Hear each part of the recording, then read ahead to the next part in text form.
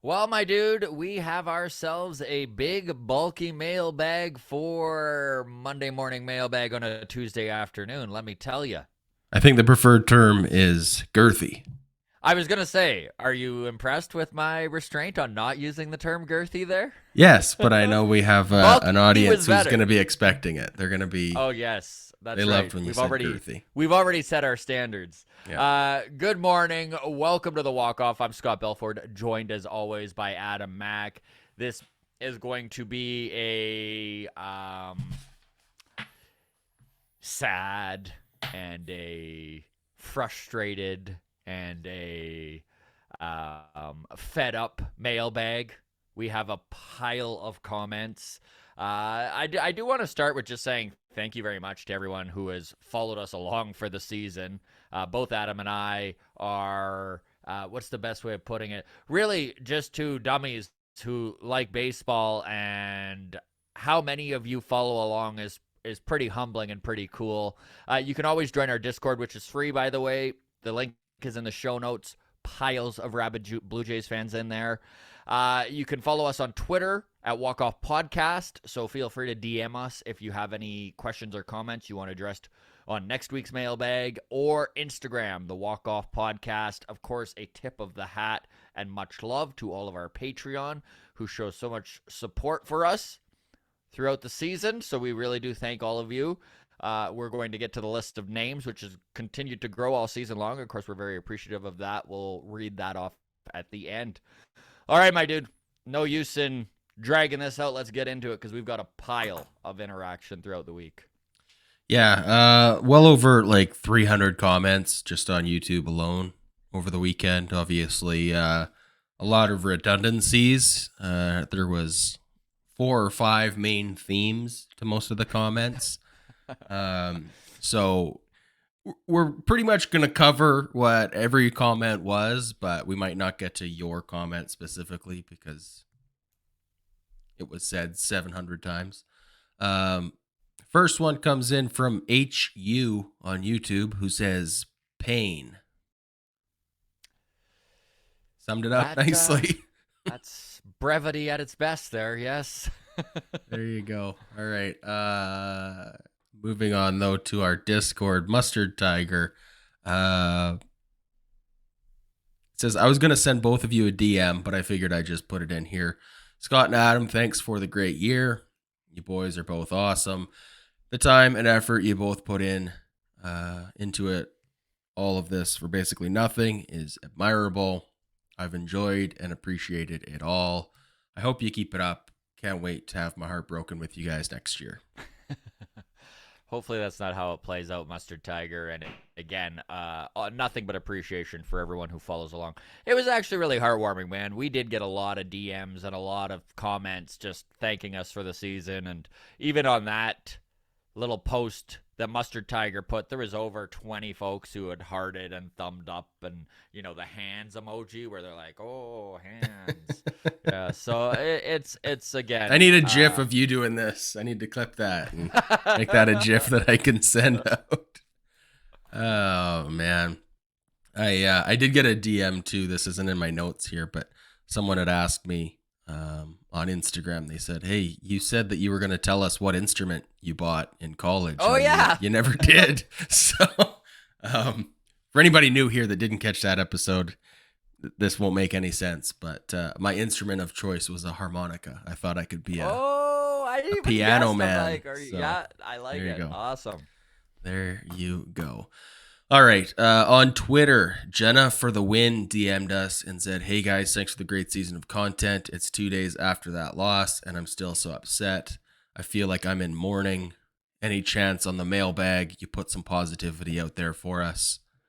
Nope. Honestly, Jenna, you summed it up so well. It honestly feels like we are mourning. Like it is like we lost someone special, Yeah. and in a really frustrating way. Obviously, positivity is going to be tough here. One thing I will say is, don't forget how young this team is. I know that's a really easy thing to do, and I'm sure everyone listening to this is frustrated even hearing this pointed out. But I mean, Alejandro Kirk is still 23 years old. Vladimir Guerrero Jr. is turning 24. Bo Bichette is 24. And just to put in perspective here, in Guerrero, Bichette, and Kirk, they have 3 hitters under 25 who all posted an OPS plus of 125 or more. Just to put that in perspective, that has only happened one other time in baseball in 1964 with Rico Cardi, Joe Torre, and I'm going to mispronounce this, but Dennis Menke. Like, that's a long time ago. So, yeah, they lost in the most heartbreaking, frustrating fashion you can possibly do. But they are young, and this is going to add to the experience, and you're like, enough positivity, Scott. No, I mean, we are okay. We're live on YouTube right now. It is just after noon Eastern time, and it just there's a comment here in the live chat from Warloo22. It says, for those who are down on Vlad, name the players 23 and under that are better. Don't worry, I'll wait. Yeah. It's a great comment. It's a great comment. And listen, the heartbreak and the frustration obviously clouds any sort of logical thinking right now. I mean, Jenna even summed it up, right? It's 2 days later. It's 3 days later now. She messaged us yesterday. But, you know, like, we're only 72 hours out from this. So it is kind of difficult to sit down and be unbiased and not just let... We had so much hope for this freaking team. You know, and we at least expected them to get past the wild card series. I know Houston is a juggernaut waiting, and personally, I don't think that this team was good enough to beat the Astros. Now, Ben Ennis, who we had on the show last night, was incredibly generous with his time. He felt differently. He felt like this team against the Astros very well could have competed. But Adam and I talked about this for months, right? If you can't get past the wild card series, good luck with Houston. And... Okay, hold on. I gotta beat anyone in the playoffs. Yes. Our conversation with Ben Ennis frustrated me, and I had to rein myself in because he was a guest. He was generous with his time, and again, we're 72 hours fresh of the passing here, so I do have to mind my words. But the whole we had a chance against Houston is kind of a like sure, anybody has a chance against anybody, and I don't accept that as a strategy to win. You know? Yeah. It's just not, I don't know. It's frustrating. There is truth to it. That's what's frustrating. There is truth to it, but I agree with you. It's pretty frustrating to just to imagine this front office taking the approach of, well, as long as we can get into the playoffs, let's roll the dice, right? We're a 92-win team. We're going to have a more balanced schedule next year. And then who knows? As long as we make it to the playoffs, anybody can win. In Ben Ennis's defense, he did make it very clear that the biggest problem with this team this year was not winning the division. And that is true, right? If you can skip the wild card, that is what you should be aiming to do, and that is hopefully what the 2023 Blue Jays set their sights on. And obviously, they had their sights set on that. But listen, young team, maybe they just... I don't even know. I know, we're grasping at straws to make ourselves feel better. I feel like I'm defending them, but I'm not defending them, right? Like, I'm as frustrated as everyone else with this team. But also, I'm going to be very honest here. I do not think blowing everything up is the way to go about fixing this. Okay. Blowing everything up. We'll get to the rest of the mailbag here in a second. This might be an hour and a half mailbag. I apologize in advance. Blowing it up, right? A lot of the comments that I went through over the weekend, it's like not everybody can agree on what does blowing it up mean. Yes. Right? Because there were a lot of comments like, I think this team is close and I don't want to have a big change in the off season. But then that same comment would go on to list the like 5 things that we need to improve. Yeah. Right? It's like, I don't think we need to have 3 catchers, or I do need to think we have 3 catchers. We need a left-handed this. We need a left-handed that. We need more starting pitching. We need to get rid of this guy. And it's like, we should fire John Schneider. We should like, move that's Bo blowing Bichette. the team I don't want to up, do too right? much. This team is so close, but exactly, right? So I think we just do need to brace for the fact that like we all have our favorite guys, right? Maybe you're an Alejandro Kirk guy. Maybe you're a Bo Bichette guy. Maybe you're a Teoscar fan, and you've been a Teoscar fan for years now. Someone's probably going to be gone that is going to be a painful loss this offseason.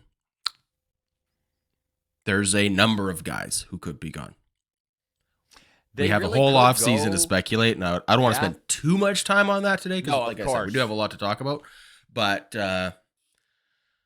there's going to be some uncomfortable changes, I think, coming this offseason. All right. Here's a note of positivity from S. Leave It on our YouTube page. This was a tough loss, but come on, people. Who's ever played sports and hasn't had anything go wrong all at once? Looking forward to next year, and we'll be supporting these young men once again. Only those that sit around and just talk about it would dare put them down for their gigantic effort just to get in the playoffs at all. So there's some positivity for you. What a level-headed response. I hate it. Me too. But a lot of truth there, And I think one thing that Ben Ennis did make a good point about is that adding a year of experience to this core is only going to help. It truly is. I know that that is the worst little bit of shining light that you can take from this season. But dynasties are not built in a day. Like it truly is the case. And I mean, even if you take this Houston Astros team that has been, I think, this is their 7th year in a row going to the playoffs. It's incredible what they have done. I mean, they've been to, including 2017, I think, and don't quote me, I could be wrong, but I think it's 4 World Series. Maybe it's 3. Either way, like the Houston Astros didn't happen overnight, and they had to lose 100-plus games, something like 4 or 5 seasons. Like, it was disgusting how bad they were for almost a decade to accumulate all of the prospects that they needed to build this team. And then it's been really good management since. Sorry, Adam, go ahead, and I know you keep... I have the Houston Astros playoff history pulled up here. So you mentioned the 2011 to 2013 years where they were losing 100-plus games. 2014, they lost 92. 2015, they were 10 games over 500, and they lost in the ALDS. They did win the first round, the wild card round there. The next year, they missed the playoffs in 2016. The year after that, 101 wins, and they won the World Series, 2017. And then, basically every year since then, they've been 100 wins or so and going deep in the playoffs. So, and don't be fooled by that 2020 season. Okay, the Blue Jays made the playoffs because there were 16 teams that made the playoffs that year. And is that it? Is that all of them? Just over half? Yeah. So 16 teams made the playoffs that year. It was a 60-game season, and I honestly believe had it been a 162-game season, that Blue Jays team probably was a 500 team at best. They finished, I think it was 4 games above 500 and just slid into that 8th spot, but that was not a playoff team. 2021, perhaps that was a playoff team, and just a lot of bad luck with how good the division was that season. Last year. Made the playoffs this year, right? Like we are talking incremental increases each year. Again, I'm well aware of how frustrating it is to try and shine a positive light on this, but last year, 91 wins. All off season. We did our expectations for this team. I expected 98 pushing 100 wins. Yeah, me too. The addition of Chapman, Gausman and Ray kind of canceled each other out. But I did think that this, young core was going to take that developmental step forward. They would have learned from their soft losses last year and not let so many of those wins fall from their hands. It didn't happen this year. Again, we put together a wicked hot September that I think makes saved the season. It makes our final record look a lot better than we probably deserve. But you can also go the other way, right? You can also take a look at May and June, and you can look at this front office and go, this is why you need to bring a frickin' good bullpen right from day one, right? Like, again, this bullpen did come together by the trade deadline, and I know that. But it was the same bullpen at the start of this year that was good at the end of last year. Yes. Right? The bullpen is just a crapshoot. They're a crapshoot, absolutely. We really appreciate all of you within the walk-off community. This thing continues to grow and become an animal of its own. It's a little bit overwhelming, but honestly, we love talking Blue Jays baseball and all the interaction that you folks are involved with us. Thank you so much. Discord, feel free to join it. That is always free. The show, or the link is in the show notes. You can follow us on Twitter at Walk Off Podcast, on Instagram, the Walk Off Podcast. And if you are watching on YouTube currently and you're not subscribed, we'd really appreciate if you hit that subscribe button. All the best, everybody. Cheers.